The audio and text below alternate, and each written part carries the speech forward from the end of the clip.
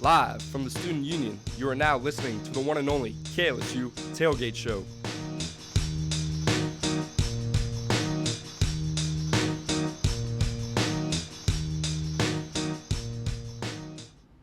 Good morning, everyone. Patricia Caputo here, kicking off your first Tailgate Show of the season. Today, joined with me is Andre Champagne and from Tiger TV, Nick Lopez. How are you all doing today? I'm doing great. How are y'all? I'm doing great. I'm good. I'm so glad to hear that. I'm ready to jump into this. I'm excited for this game. LSU will take on Florida State in New Orleans at the Superdome starting at 6:30 on Sunday. And let's just jump into these questions. I first off want to address the elephant in the room is who is going to be starting for LSU at quarterback this Sunday. Nick? We had a little theory we were talking about in the newsroom the other day. We think if it was going to be Jaden Daniels that Coach Brian Kelly would have announced it, but we think it's going to be Nuss because that element of surprise. So I think it's going to be Garrett Nussmeier.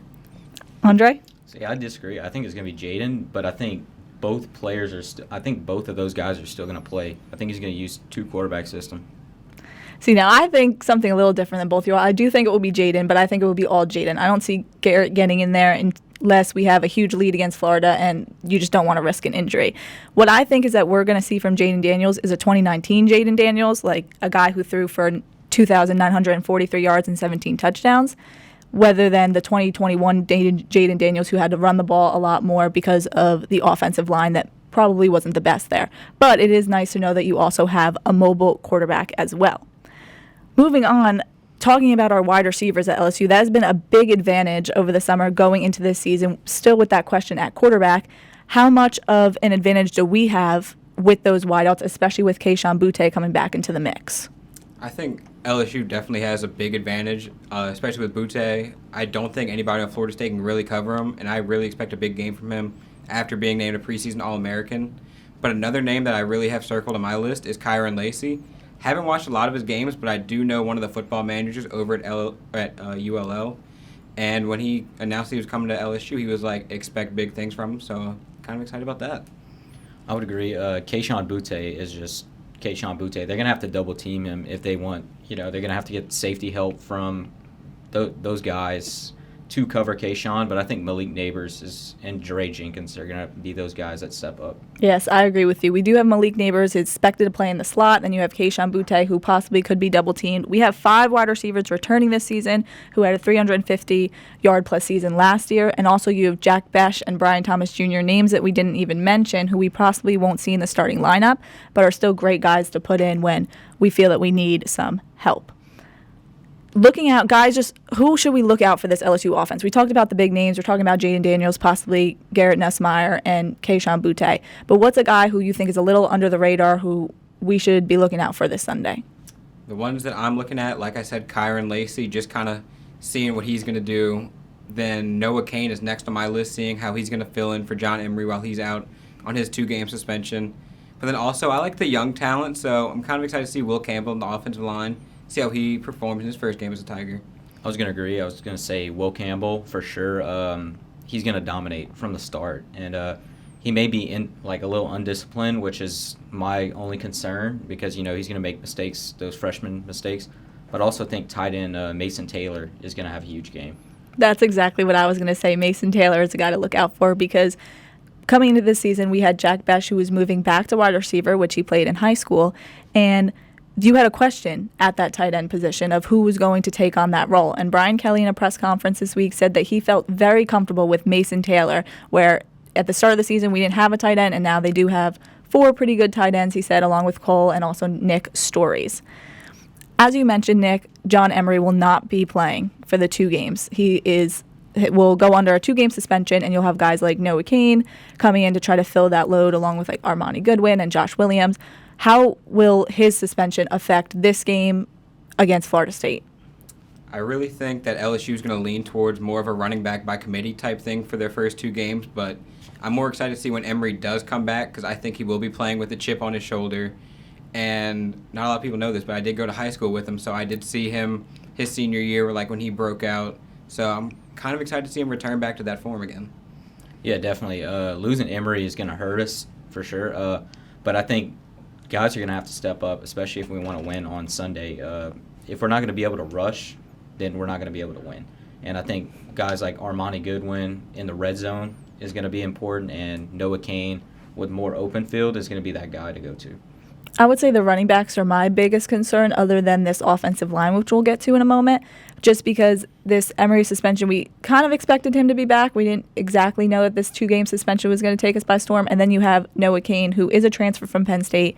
You have Josh Williams and Armani Goodwin, who got limited playing last year due to Ty Davis-Price and Corey Connor trying to take on the load. So you don't have guys that have a ton of experience, and that's what concerns me, because no matter who your quarterback is, we still have to develop a healthy run-pass game. And I know that's growing pains that will happen as the season goes on under Brian Kelly. He's proven it before.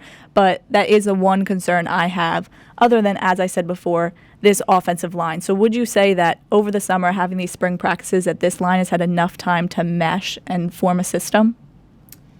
I don't really know what to expect from this offensive line yet.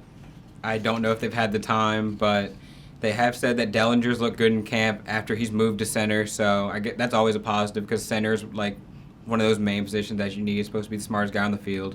And then going back to Will Campbell, still going to be fun to watch. He's a 5-star freshman. It's going to be fun. Right, I agree. I think our offensive line is, in my opinion, the biggest question that comes with this team. I think it could make or break our season. I think Anthony Bradford being at right guard is going to it's going to help tremendously on that right side, because Cam Wire, we've always seen him get hurt. So that's going to be another concern. Is he going to stay healthy enough to stay at right tackle, or are we going to have to move him to guard? Another thing is, left tackle, Will Campbell, of course, he's going to be so exciting to watch. I do agree with you, but we have Anthony Bradford coming back. Then you have Cam Wire. You have Miles Frazier, who is a transfer from FIU. And then you have Will Campbell, who Andre a few months ago said that he thinks he might be the best left tackle LSU has ever had by the end of his career. So very strong opinion, but it has rung true because Brian Kelly was very lenient to say that Will Campbell was going to start in the spring. And now he is starting. He is taking on that role. But I don't know if I have 100% faith in them, that even a guy like Garrett Dellinger is going to come in who's never played at center and just be able to compete against these great SEC teams and a team like even Florida State under all that pressure in the Superdome. The only thing giving me a sense of security is that Brian Kelly has done this for so long. This isn't a young coach. He knows what he has to do. So hopefully they went through those growing pains during the summer and during the spring. And moving on to Florida State's O-line, what do we think about them? Are we confident that they'll be able to protect Jordan Travis this weekend? I really don't think many O-lines in the country would be able to protect any quarterback against the pass rushers like B.J. Ojolari, Ali Gay, and then freshman Harold Perkins. I think no matter what offense line you put in front of them, it's going to be a long day for that team. Yeah, exactly. It's going to be just a nightmare for Florida State offensive line, especially that center they got. Florida State just recently lost their starting center, I think, to a knee injury. He's going to be out for the season. So, I mean, that itself, center is so important. And then you have Mason Smith going up against nobody pretty much. I would say that against Duquesne, the little bit of film I did watch, they did look confident, so they weren't making the little mistakes that they may have made last year. But again, as you said, Nick, B.J. Ojolari, Mason Smith, the list goes on, Ali Gay, can they compete against that? This is the SEC. This is the real deal. You have guys who are possibly going to go first round in the NFL draft. So it would definitely be difficult to compete against, and we didn't get an accurate representation of that line versus Duquesne, considering they won by 47 points. And with that being said, Jordan Travis threw for 207 yards in that game last week against Duquesne.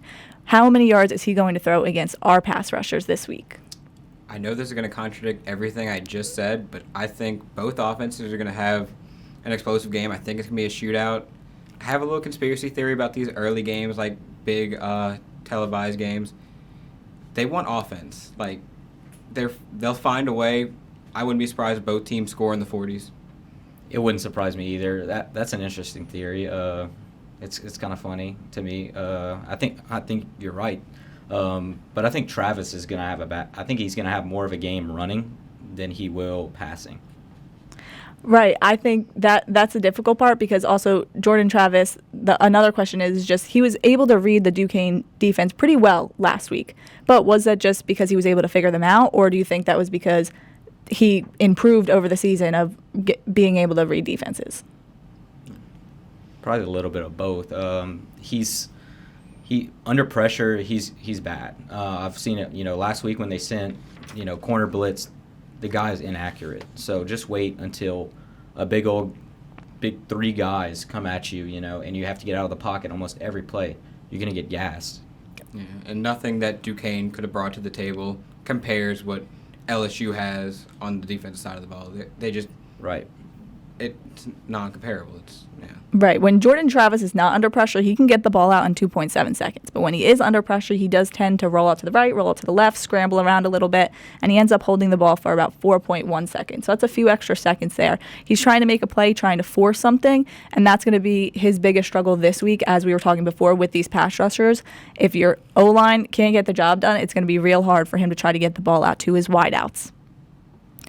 And moving on to this FSU offense, going a little further in depth, is did FSU's running backs get the experience they needed this week? Each of them, 3 of their running backs ran for over 100 yards. They broke a record in school history. That's the first time that's ever happened in program history. So did that show an accurate representation of what we should expect in the backfield this weekend? You'll probably never see that again from Florida State this season. It's Duquesne. Not to be disrespectful towards them, but who's on that team that anybody recognizes? Exactly. What's his name? Ward, 127 and 2 touchdowns. Great game. Put a little asterisk by it. Yeah. I would agree to an extent, but I would say don't sleep on them because they will make you pay. I think FSU has athletes all around. Trayshawn Ward especially. He's extremely explosive, athletic. When he turns on the jets, he's gone. Our linebackers are going to have to be really fast from, vertical to vertical, side to side. Yeah. Right, and speaking about the FSU wideouts is that Johnny Wilson is probable for Sunday's game. So if he does not play, speaking hypothetically, let's say Micah Pittman, Deuce Spain, and even Malik McLean will have to take over that role. Are they prepared to play against these SEC defensive backs? With LSU's secondary that nobody really knows what to expect from yet with all these transfers and new names, kind of builds into why I think it's going to be another shootout. I don't know who's going to step up for Florida State, but I think somebody will, and it's just all about waiting to see who will. Yeah, I think Mike Pittman's little brother, what's his name? It's Micah Pittman. It's Micah. Mm-hmm. He's really fast, and so he's going to use the middle of the field a lot, and I think it's going to leave the middle of the field a lot more open when we are trying to get to the quarterback. So he'll probably have a great game, but I think we're going to have to put Mekhi Garner on him or Kobe Richardson, and I have pure confidence in both of those guys. I do have confidence in them. My only concern is that none of them have played in the SEC before. Going into this season, we were left with 2 scholarship defensive backs, and one of them was Rodarius Jones, who is now suspended for the season because he is academically ineligible. So that leaves us with Jarek Bernard from Oklahoma State, Colby Richardson from McNeese, and then you also have Mekhi Gardner from ULL, and I am missing one more. You have Seven Banks from Ohio State. So you have all those guys. None of them have played in the SEC, and where I think we are at an advantage in that is that Mike Norvell earlier this week said that he's had to go look at Oklahoma State film, McNeese film, UOL film. He's trying to look at film from 4 different schools, trying to get some sort of accurate representation of who his wide receivers will be lined up against, let alone going back to the offense that he's also had to look up film about Jaden Daniels and our O-line and possibly the little film he can find on Garrett Nussmeier. And that's why not announcing the quarterback and having such an advantage of only having film from Florida State can only look at our film from a spring game this year since we have not played yet this season. So that is where I think our backs are at an advantage, and what I do believe we have in this backfield is a lot of experience with a defense such as Oklahoma State, McNeese, and they do have tons of talent. I would say another thing is Kobe Richardson he's going up against Keyshawn Butte every single day. So iron sharpens iron, and so he's gonna be ready. Yes, I He's agree gonna with be you. ready for the challenge. That was even during versus Kentucky last year when we played Wandell Robinson. That was also another great point where you had guys like Cordell Flott because Derek Stingley was hurt and Elias Ricks was out, but he was able to step up, and I think that made such a difference being able to play against one of the best wide receivers in the SEC. But let's think that if these DBs cannot do the job this Sunday, you do have guys like Greg Brooks and Joe Fuche who is going to come in, and can they make up for this lack of corners in SEC? I think SEC is the best conference football. I don't think anybody's going to argue that. So I think any time spent playing in that league is going to be beneficial to you down the road because you're playing the best of the best. So I do think the players like Greg Brooks and Joe Fuche, they would be contributors to the LSU defense if they are lacking, of course.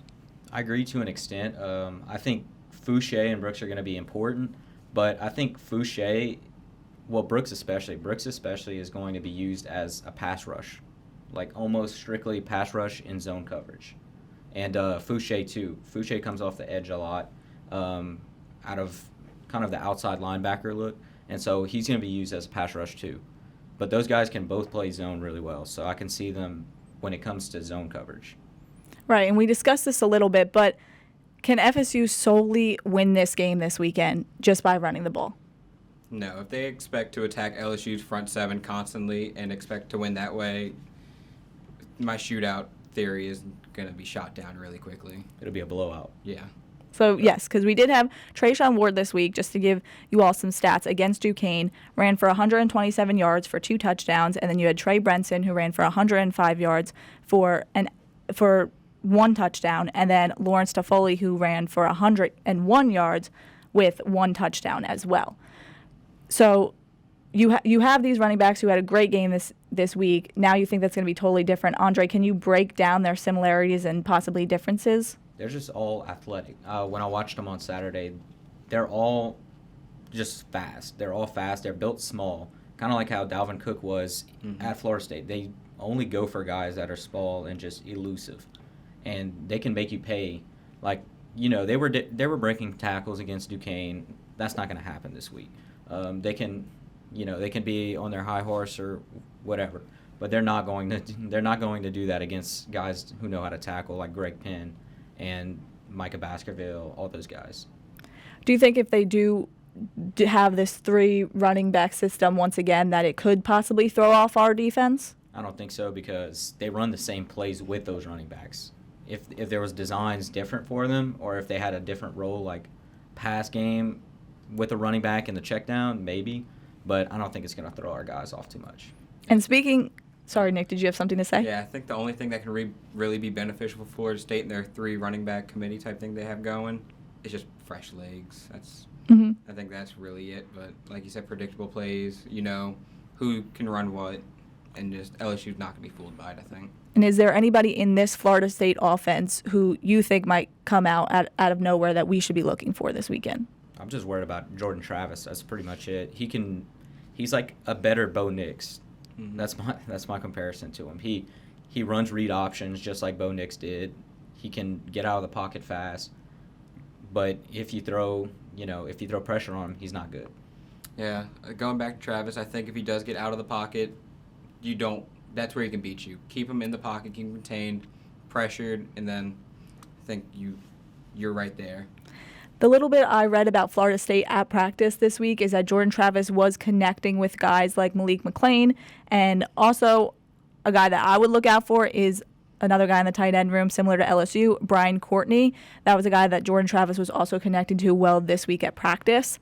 And speaking of this, now we're going to move on to this defenses for both LSU and FSU. How important would you say for FSU's defense to get to the quarterback? I think it's major because whoever is starting for LSU, they know if they mess up enough, they got another guy breathing right down their neck. So if Florida State can bring pressure, get them uncomfortable, get in the quarterback's head a little bit, whoever it is, it could be a deciding factor in the game. Yeah, I agree. I think it's important to get to them earlier than anything because once you get them comfortable, those quarterbacks, those guys have a lot of confidence. You know, they were competing, you know, at their best in camp. I think Brian Kelly did that for a reason. I think he wanted them at their best, competing against each other every day. and that made them better. And that makes your starters better because, they're just in a better competitive nature. But I think getting to them quicker and earlier is going to be crucial for Florida State. I would say it has to be crucial, too, because we talked about how in-depth this wide receiver room at LSU is this season. So if Jaden Daniels isn't under pressure and he has time to throw it, he has plenty of options. I think that will be a struggle for Florida State with their defensive backs. There's just so many guys to cover. But also another thing we have to mention about Florida State is they did lose guys like Jermaine Johnson, who led in tackles on that team last year, and also Keir Thomas, who was also a help at that team, who's now gone to the NFL draft. So you have Fabian Lovett, who's supposed to come in, and he's going to be responsible for taking on that Johnson and Thomas role. He did win all ACC, honorable mention last year with 4.5 tackles and 2 sacks. And then you also have Derek McLennan, who's supposed to come in and take on what you could say is Thomason's role, a 4-star defensive end in high school. He was in a lot of that rotation last year, but again, didn't take on the role like Thomas or Johnson did. So with that being said, do you think they can fulfill those roles that are going to be hard to fill? I think those are some big shoes to fill, especially like Jermaine Johnson's shoes, like you were talking about. He was a first-round pick. Like, they don't just pop out of nowhere. Like, They don't just breed those Yeah. guys, yeah. like And if you look at Johnson's journey, he didn't just get to Florida State either. He went to a JUCO program for a little bit. He was at another school. I can't remember which one at the moment, but he did have plenty of experience playing college football and then got his chance to become an NFL player. And also, Jared Verse is a guy to look out for. So there's a possibility. Again, we don't have a ton of film because what we saw from Duquesne was only so much, but there is a possibility that these guys could be really good, and that's something that our line needs to know, that it's a possibility that they're going to come out and put pressure on whoever our quarterback may be.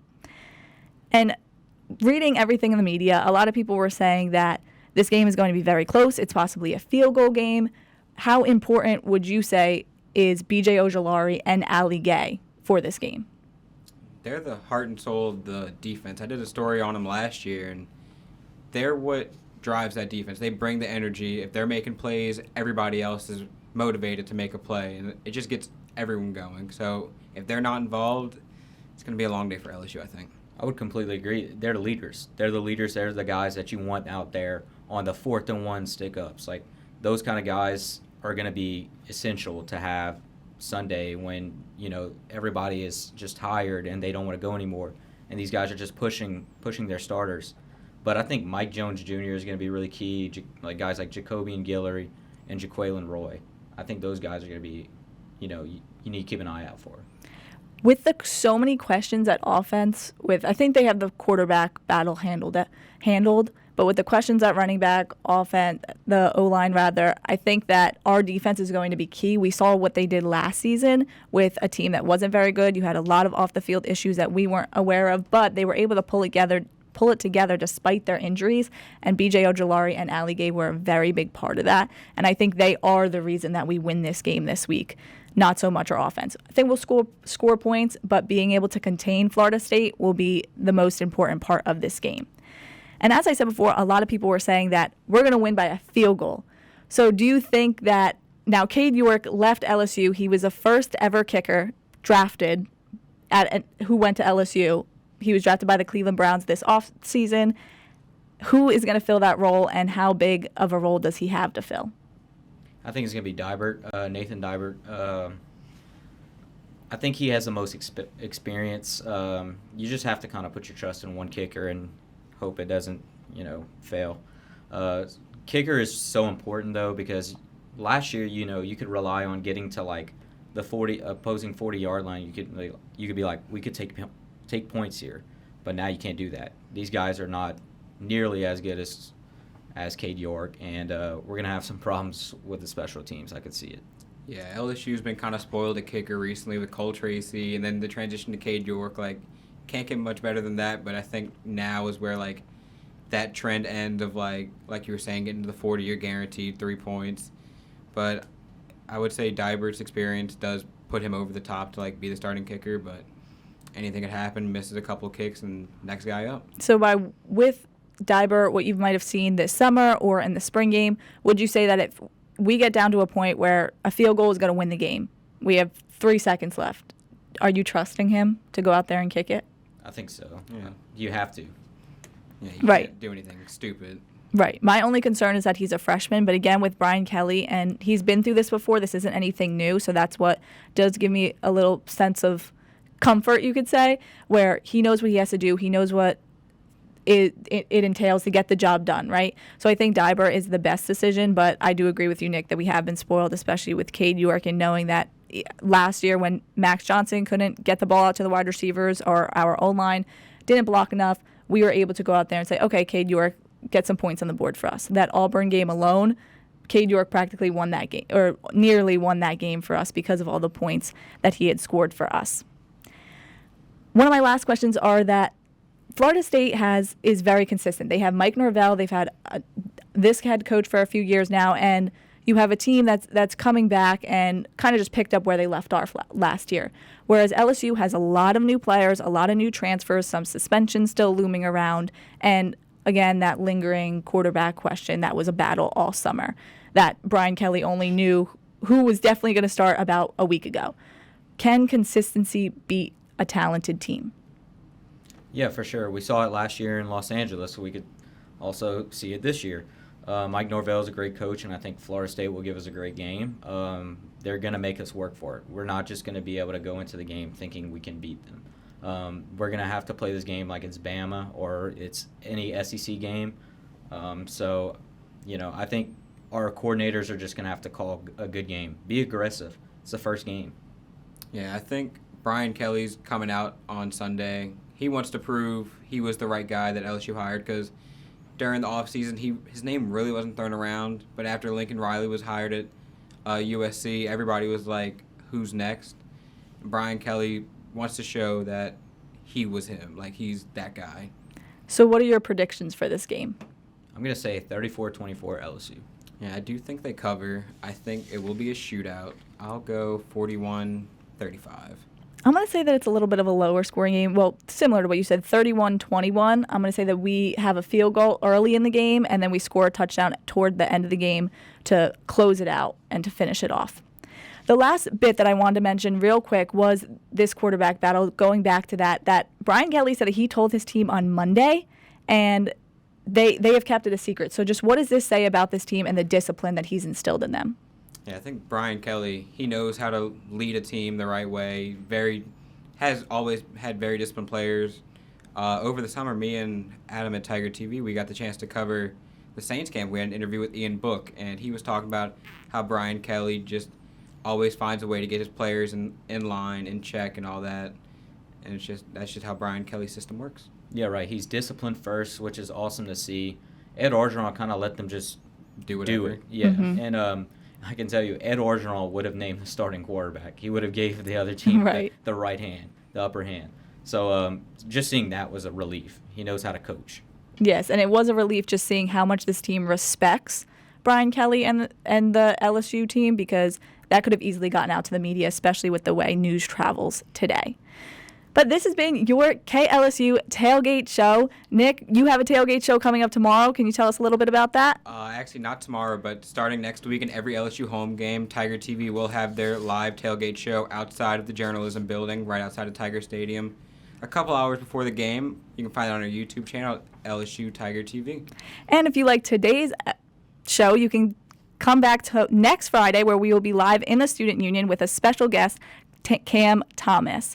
Thank you for listening. This has been your Tailgate Show. I am Patricia Caputo with Andre Champagne and Nick Lopez.